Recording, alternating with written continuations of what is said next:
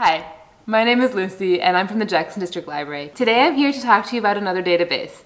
Today's database is Points of View Reference Center. I can only ever remember the first half, so I call it Points of View.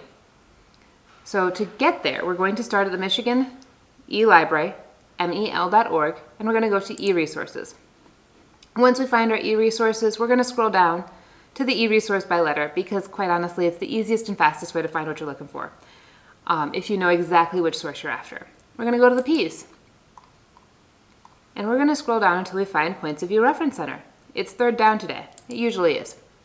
Clicking on that, you're going to see this authorizing your location. So all of the MEL databases are available if you live in the state of Michigan and or if you're outside of the state of Michigan, if you have a Michigan library card or a Michigan driver's license. Points of View Reference Center is all about the different controversial issues that are currently ongoing in our culture. It ranges from net neutrality to school uniforms.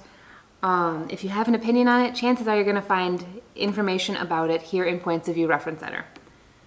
The easiest way to look at a variety of topics is to scroll down, and you've got first you're in the news, so you'll see a bunch of different tabs about the major news things that are going on. We've got a good variety of them there. It looks like we've got a good 10 of the different major news sources. Having recorded this video in November of 2020, you will see that there's a lot on the coronavirus and also on election. But if you continue to scroll down because you're not interested in those topics to research today, you've got all of these wonderful categories to browse by. Now this source has broken it down into, or this database has broken it down into a whole bunch of different categories. If any one of these interest, you can always just go ahead and click on the More, and you'll see the full list of that particular subset. You can also click Show All and see every single category all at once.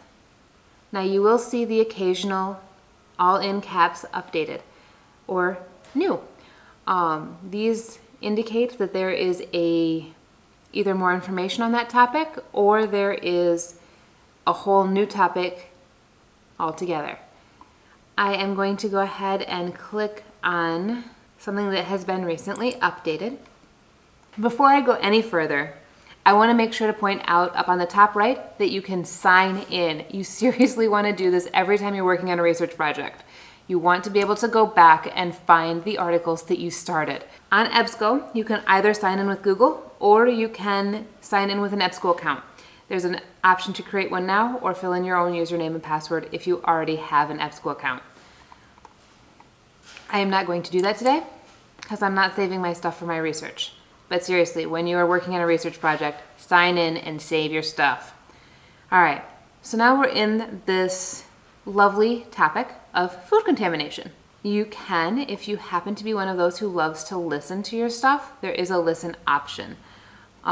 You also have the option to view the PDF of the full text. That will allow you to download the full text of the article. You'll see here that this is just the big overview all about food contamination. It's long.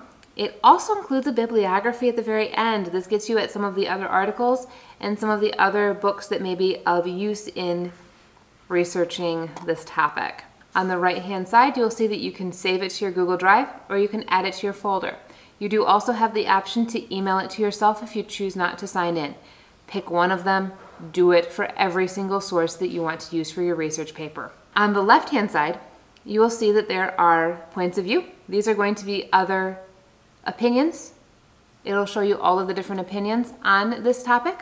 You'll have magazines, newspapers, books, primary source documents, and academic journals. Sometimes you'll have additional things.